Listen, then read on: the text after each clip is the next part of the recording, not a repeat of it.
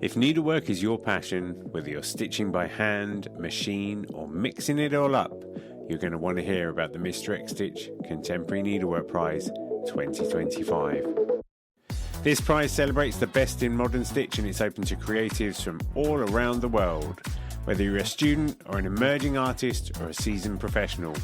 And the best part, you don't have to send your work anywhere. Just upload high-resolution images to a private folder we will send you after you enter.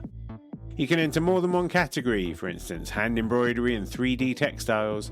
Just grab an entry for each one. And if you've got a student ID, you can get 50% off the entry price as well. The deadline for entering is 30th of June 2025, and entries are now open at xstitchmag.com/prize-entry. Thanks to our brilliant sponsors, Bookmarked Hub by Search Press and David and Charles, and the legends at Lowry Workstands. If you've got the stitch bug, this is your time. Show us what you've got. Enter the prize now. Visit xstitchmag.com/prize-entry to get your ticket today. Stephanie Matthiesen Avilés, also known as Fine Frog Stitching, is one of the most dynamic cross-stitch designers on the scene right now. Although she's only been around for a few years, Steph has a really distinctive style, and her use of colour as well as her storytelling is really having an impact on the world of cross-stitch. She's become one of the regulars in X Stitch magazine now, and I'm really glad that I finally got to have a conversation with her and find out all about her. In this second part of our interview, we talk about her favourite social media platforms, we nerd out slightly about coffee. Steph used to be a barista. And then we also have a shared passion for a band that she loves, who not a lot of people seem to have heard of, really. So I think you're going to enjoy this one. Steph is a great person. Be sure to check out her links in the show notes and connect with her. If you want somebody who's doing some really cool cross-stitch designs, if you want something a little bit different to stitch, then go and check out her store. You won't regret it.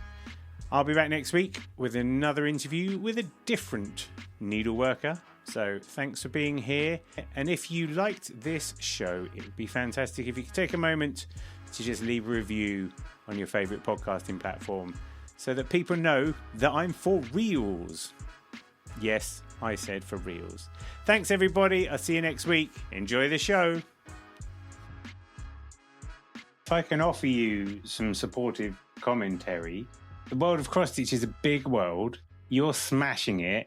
I don't think it matters. You just need to do what you're doing. There are some people who just have to do what they're doing. Like Leah Emery is weird and wonderful. She has to do what she's doing, and you're in the same boat because people, I mean, it's so good. Like, your designs are so good. The colours are so good. The stories are so good. They're such well-conceived ideas. You needn't measure yourself against the other people because there's no point. You know, it just doesn't make any sense. It's like, I don't know, a piano player who's really good measuring themselves against a cellist who's really good. You're not the same thing.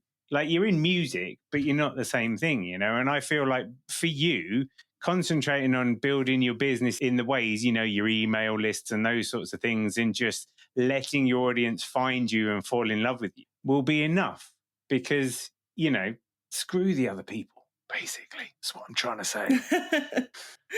Yeah, no, and I have been shifting more towards that mindset, thankfully. My experience making jewelry and really trying to build up that business and educating myself on how to build a business through that really made me realize it really is a matter of finding the right audience versus trying to appeal to everyone. That's never going to work. And now that I've kind of shifted my thinking, I'm really starting to see that come into practice because, you know, people are more interested in my work than they have been in the past. And I've worried less about appealing to everyone than in the past. So it's been a good revelation. I'm not going to ask you how old you are because you should never do that to a lady. But I'm going to tell you that there's a significant milestone. One of them half-century kind of milestones is not far in my future. And while that is a grim thought, what's great is that you get to a certain point where you really don't give a shit what other people think anymore. And it's so freeing. I think the older you get, just the more resilient or the less concerned you get. And I'm not trying to talk down to you there, but I'm just trying to say, when you layer up all these insecurities and stuff, one thing that does just happen is the older you get, the less you care. I think it's a self-defense mechanism because you end up being like droopy and a bit frail. And I think if you really cared about that, it would be completely your undoing. Do you know what I mean? But it's just, do you find that there are certain like places, like I feel like your stuff would be like Reddit would love your kind of work. Are you finding that there are certain areas of the internet that it's the right place for you to be hanging out in? Reddit is one of my main ones. Well, the cross-stitch subreddit is pretty strict on how much quote-unquote self-promotion you can do. So I don't post on Reddit as much as I want to, but I do get a pretty good reception there. Instagram has been good for me. My Instagram has grown like crazy in the past year, and I'm finding more and more people on that platform that are actually interested in my work. Are you Pinteresting much? I think I do not. I have not been Pinteresting. I don't know. The lack of direct feedback kind of just doesn't appeal, I suppose. Yeah. It's quite a different mindset. I think the curious thing about Pinterest is like a search engine, you know. So like I will share your work on Pinterest because I want people to know about you. I think it's that place where if people are looking for things, they can find them on there. You're right. It's definitely not a two-way street. And that's where I think it's interesting because Reddit's like the most feedback, isn't it? Instagram's good feedback if you're lucky. Whereas actually Pinterest, I just find it's so weird if you put things out there and you sort of forget about them. Like say every time if you did a design, you just stuck up a board with like the 6 pictures of your design on there and you can do it. Like you can do Etsy direct connect to Pinterest or whatever, and you just leave it there. It's almost like sowing a field with some flowers and then kind of going and moving to a different town.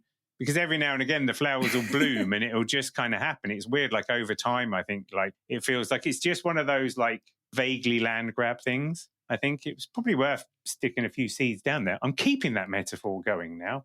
Bit of gentle hoeing once a season, just to make sure there aren't too many weeds. Something like that. No, I just find it kind of, and this is true of all my art, my whole experience as an artist. I find it really unnerving to put things out there and not hear anything back. I have to share my art. That is part of who I am, whether it's writing or visual art. I've always felt a very strong need to share my art, and just putting it out there and not hearing anything back is really, like I said, unnerving in a way. Do you do a newsletter? I do. Yeah. Yes. That's got to be a good feedback mechanism. Yes, it is. Even just having people sign up for my newsletter and knowing they're there, that's really comforting. I was talking to someone earlier and we were going through that thing like, you know, my blog, Mr. X, has been going since 2008. And for about 5 years, I was convinced it was just my mum reading it. It's it takes so long to get that little imposter voice out of your head. Just going, no, people, this is a genuine thing, you know. So that's why I love newsletters. I would imagine your newsletter is great. I need to sign up to it. Makes a note actually to tell you the truth. Well, I have my newsletter, which is slightly more on the promotional side of things, my email list, but I also have a Patreon, which is where I really post like blog posts and more like insight into my actual process and kind of what I'm working on. How's that working out for you? It's been great. Best decision ever, honestly, because that's a great way to get feedback from people who you know they care because they're paying to subscribe, and people don't just throw money at you all willy-nilly if they don't believe in you. So that has been a really fun experience, and just getting to interact with the people who really care has been so rewarding. That 1,000 True Fans thing, Kevin Kelly, Wired magazine, I think it was, or whatever. I think 2 bits of wisdom like that kind of stuck with me. One is, you only need 1,000 true fans, don't you? Because if you can get 1,000 people to spend £100 a year, then that's £100,000. Job's good. And then I also did this thing. I bought this Tony Robbins book once, and it had this sort of calculator thing where you could work out how much money you really needed for the life that you wanted, you know, to be able to have a couple of holidays and this and that and the other. And it was something like I worked out at the time that like I didn't have any kids, so it's probably gone about threefold now. But I only maybe needed like a pot of like £800,000 or something. Now, although that's still a lot of money, when you suddenly go, I don't need to be a millionaire, when you can suddenly reframe your goals to something that's a lot closer, it's a lot more comfortable because you actually think that it's achievable. So you've got the combination of those two things. I think that's where Patreon, if you can put in the time and effort, and I'm a bit rubbish at it, to tell you the truth. But again, it's a really rewarding place because there's this other thing of like the 80-20 rule that says that 20% of people probably make up 80% of your income. And actually 20% of those people will make up 80% of like the exhibit. You can narrow it down. So you might end up with like 20 fans who gladly throw 500 quid a month at you because they can, because it's no bother to them or whatever. And suddenly you live in the dream. Yeah. Like I said, Patreon has been a fantastic decision. I just started it in March. Right. And it's also been a great way to force myself to schedule out my time and force myself into a design schedule because I do release an exclusive design every month and that has to get done.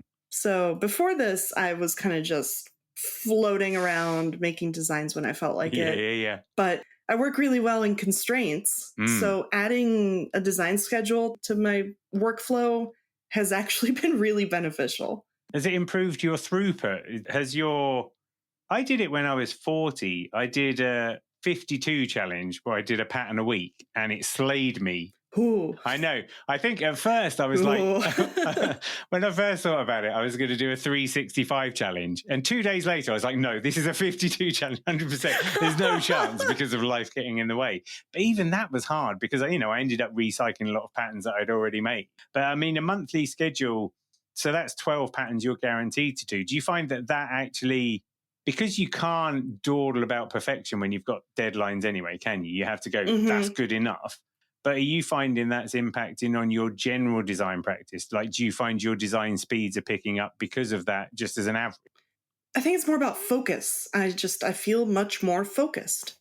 I don't have time to dilly-dally, which for me, the whole dilly-dallying thing isn't beneficial to my design process. It just hinders me. And just removing that from the equation has been really valuable, I think. Because like you said, I don't have time to be thinking about making something perfect. I don't have time for artistic paralysis. I have to get this stitched and released. Do you stitch your own stuff?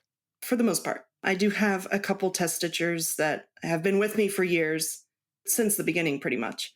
And they are wonderful. I love them. I couldn't do this without them. It's the best thing. Because crust is just so time consuming. I mean, Yeah. I do I'm always stitching something, but I produce so much that it's hard for me to stitch everything. Are you ever stitching something that you haven't made now? No. I haven't stitched someone else's designs in a couple years. I was going to say, probably when you look back, you go, in fact, I only ever did that 3 times. And then the force of cross stitch impacted me.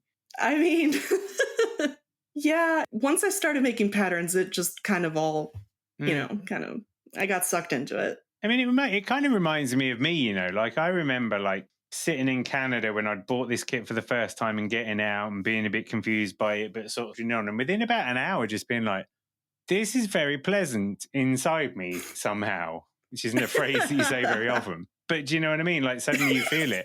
And I can remember lying on a beach once doing some stitching in like 2007 and just being like, God, I flipping love this. To find something that's almost like irresistible. Yeah. I mean, I did it once and I was hooked. I never cross-stitched prior to 2019, like at all. I had never even really thought about it. Like it wasn't at the forefront of my mind. I just randomly decided to do it one night and I got hooked. My first pattern was a little seahorse. I still actually have it. I have that piece.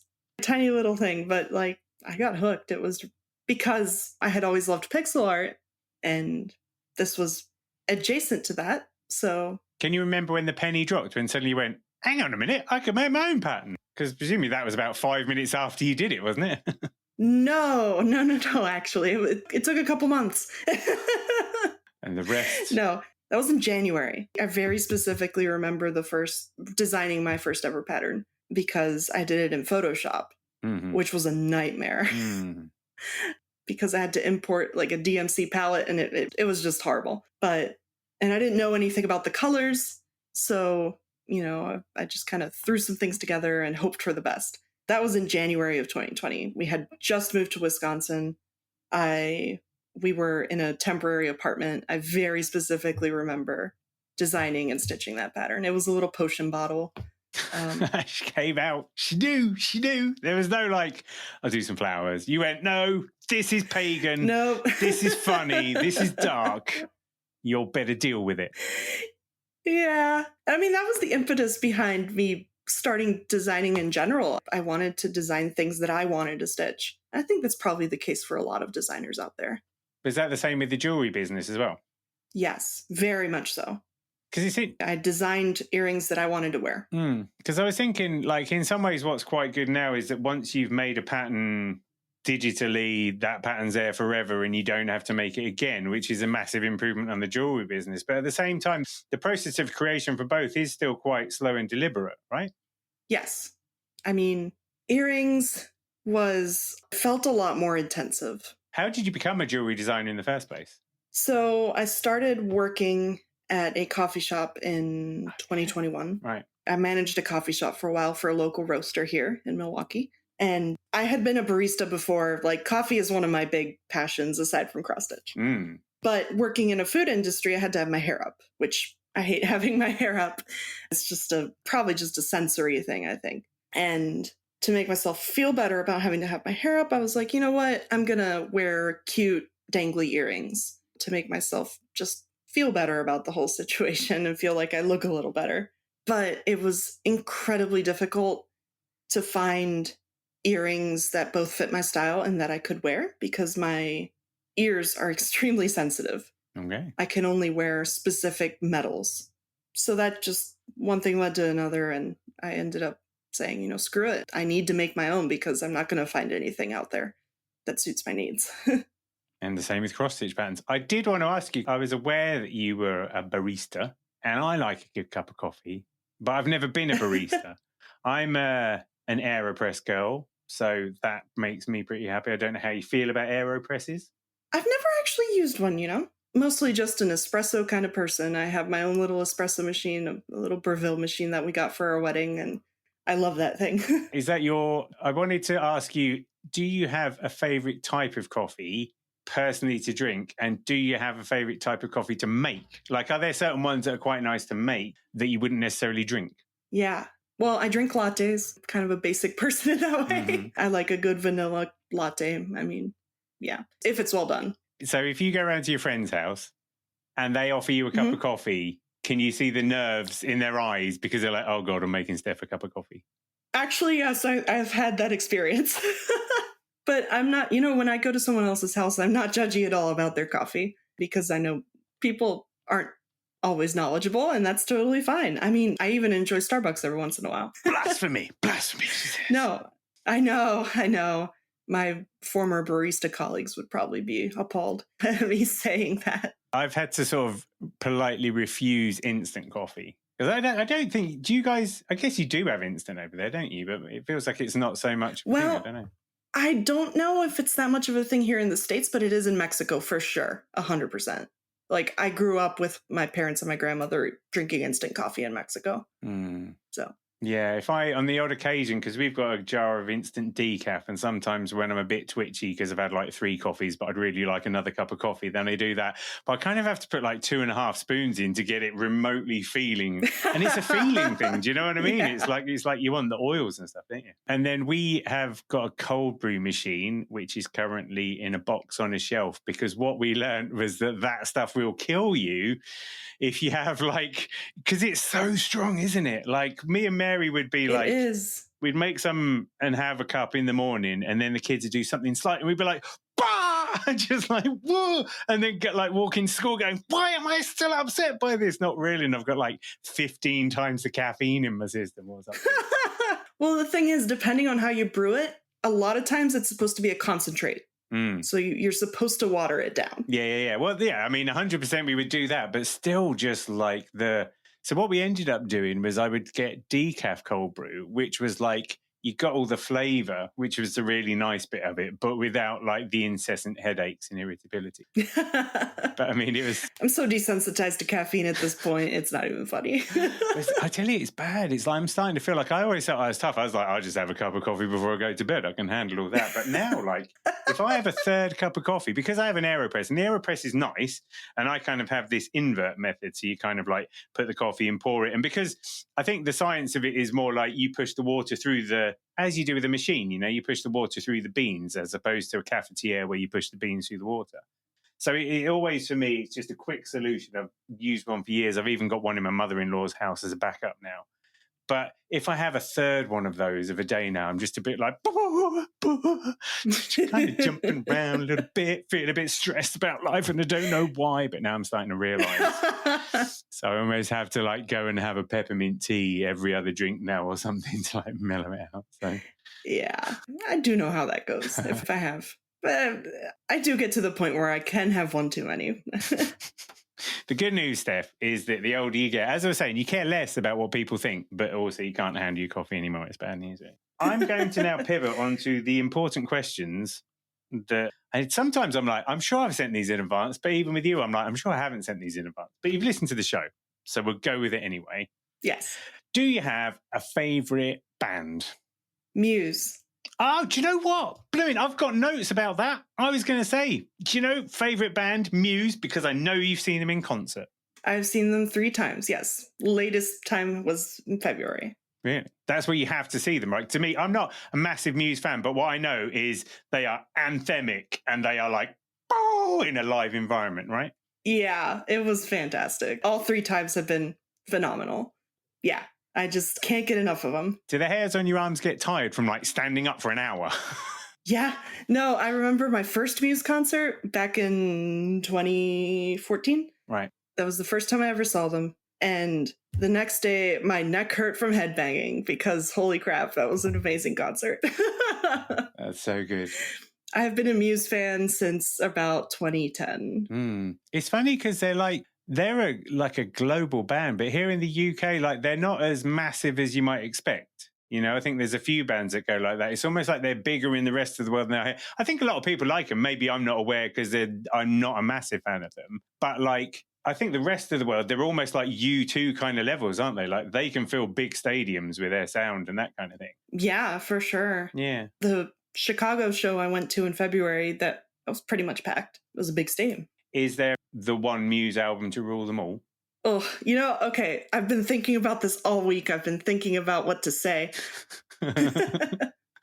Because I'm not an albums kind of person. I'm more of a playlists and songs kind of person. Okay. But I think if I had to pick a Muse album, it would be Absolution. Right. Which was one of their earlier albums and is actually turning 20 years old, I believe, today. Wow. Happy birthday.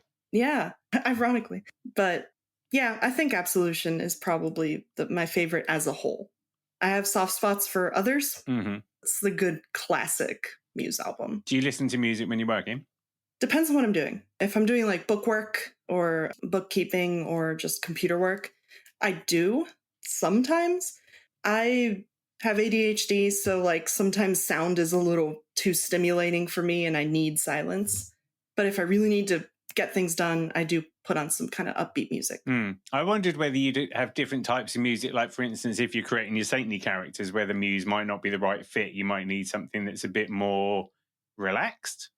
No, I listen to whatever, whenever. It doesn't have to be appropriate for the piece or for the work. Okay. I've also been on an Odesza kick, which is like electronic. I love those guys. I just saw them in June. Oh, well, did they do all the stuff with drones? They do that now, don't they? I don't know if they had drones, but they did have like the huge projector and it was just an insane show. It was really good. Yeah, I can't believe that more people don't really know about them. Right. And prior to the show, my husband had been into them for a little bit, but I had barely listened to them. And after the show, I was like, you know what? This is one of my new musical obsessions. Let's go. Yeah, I can completely agree. I heard The Last Goodbye on there's a guy called Nerd Show who does shows on Soma FM. I don't know if you've ever heard of that. It's like a user-supported... I can listen to it on my telly, but they have loads of different channels. And he does one called Defcon, which is kind of electronically. They've got loads of different channels, though, like reggae, world music, jazz. They've recently released one that's like 1960s, 70s psych kind of music. Like, it's really interesting channels. And this guy on Mixcloud, he goes by Nerd Show and just plays that kind of music. I listen to his show every week. It's really good. And yeah, The Last Goodbye was the first song I'd ever heard. And then I was just like, do you know the one I mean, right? And then when it like kicked in, I was just like, what in the hell is this? And then I went and listened to it on YouTube. And then I was like, right, I'm just getting all the albums. And I put them on in the car and I deafened my children just with that song in particular, because it's like such like classic soul. I really like songs that have got like a vibration in them, you know, like whether it's like really loud, like LA rock sound that's like kind of too much feedbacky or whatever. But do you know what I mean? Their music's kind of the same. It's a bit twangy or something. Yeah, it has like reverberating kind of resonance. Yeah, really floats my boats. And if I need to be plugged into a good mood now, I'll put one of their albums on for sure. Great choice. Great choice. Right. Favorite book. I'm going to posit a theory that says that one of your favorite authors is definitely Neil Gaiman. How did you know? I know. Oh my gosh. No, you're spot on. I don't read nearly as much as I used to, but Neil Gaiman is someone I've enjoyed pretty much everything I've read by Neil Gaiman. Do you still read graphic novels, or do you tend to go just for books? Usually just books, but again, it's very rare for me to read nowadays. I find it a little frustrating because ADHD and whatnot. But yeah, I don't do the graphic novels as much. I definitely don't read nonfiction a whole lot. I stick to fiction. Yeah. I'm gonna offer a suggestion, if I may, which is if you want something for Christmas, graphic novel, Supergirl, written by Tom King, DC. Tom King is like my favorite graphic novel writer for the past year and a half or whatever, just because of the way he writes things. He's done one series for Marvel. He did these graphic novels about the Vision, like the android who can like walk through walls. You know him? Yeah. But it was like a domestic tale of like the Vision, his wife and his kids. And it's like tragic and brilliant all at the same time. And Tom always does these stories. So like my daughter Flora's 6 and she and I read the Supergirl graphic novel to her. She now understands what genocide is, which is a bit of a heavy topic for a 6-year-old. But at the same time, it just proves that Supergirl is an absolute legend. Like it reframes her from being like, oh, I'm the cousin of Superman. I've got the same powers as Superman, to just being a woman who is unbelievable as an icon. And it's great storytelling and the artwork's absolutely brilliant. So if you ever get a chance to dive into it, if you feel it, that's my recommendation, because it's gangbusters. No. It's brilliant. I will totally check it out. I was so chuffed to read it to my daughter, because I've collected comics since I was like 9 or something, off and on.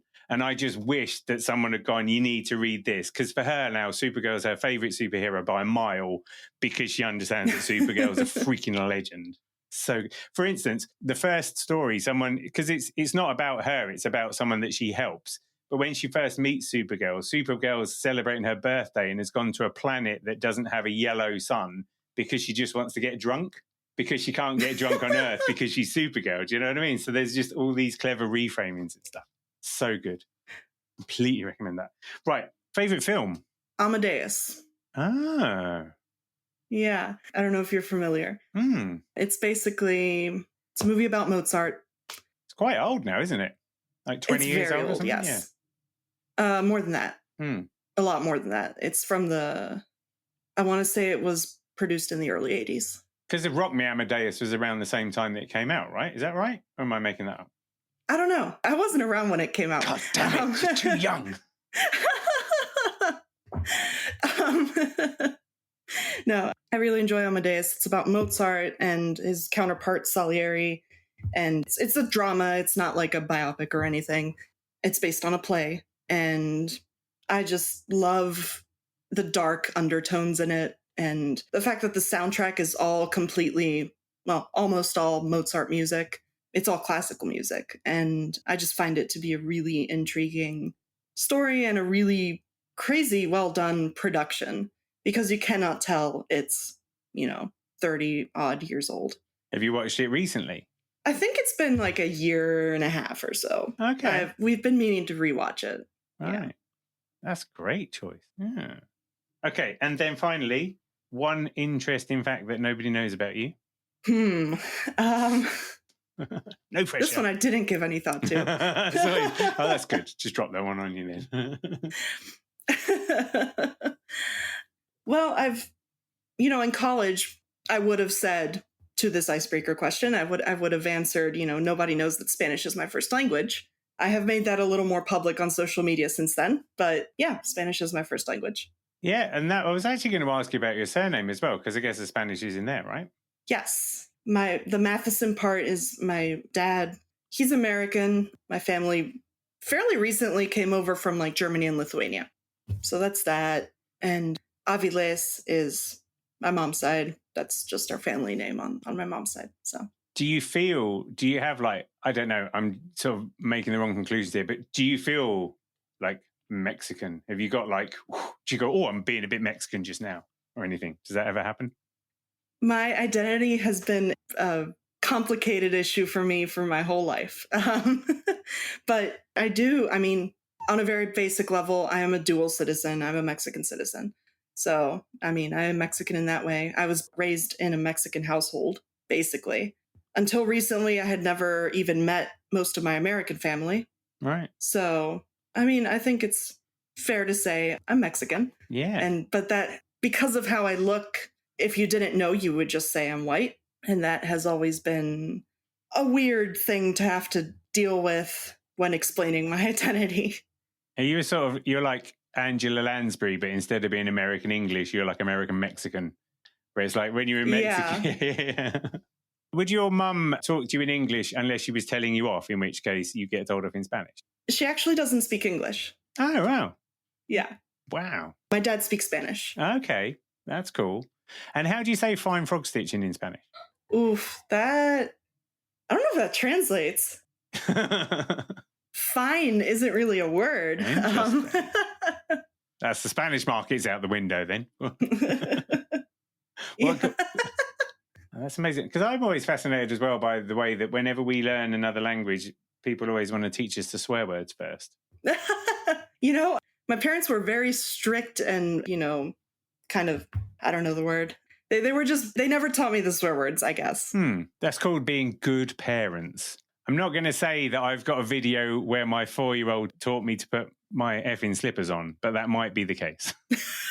So, your parents are good parents.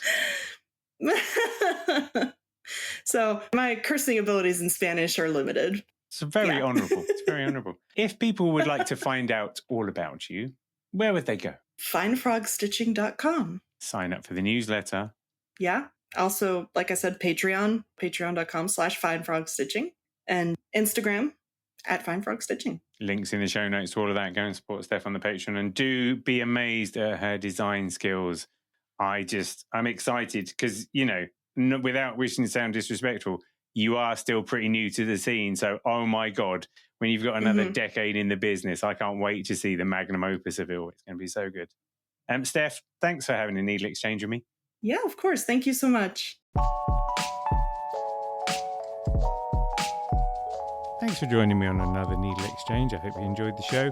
I'd love to hear from you, so feel free to email hello@needle.exchange, that's NEEDL.exchange, with any thoughts, comments or feedback. And if you want to keep up with all the news, sign up to the Needle Exchange mailing list at bit.ly/Needle Exchange. See you next time.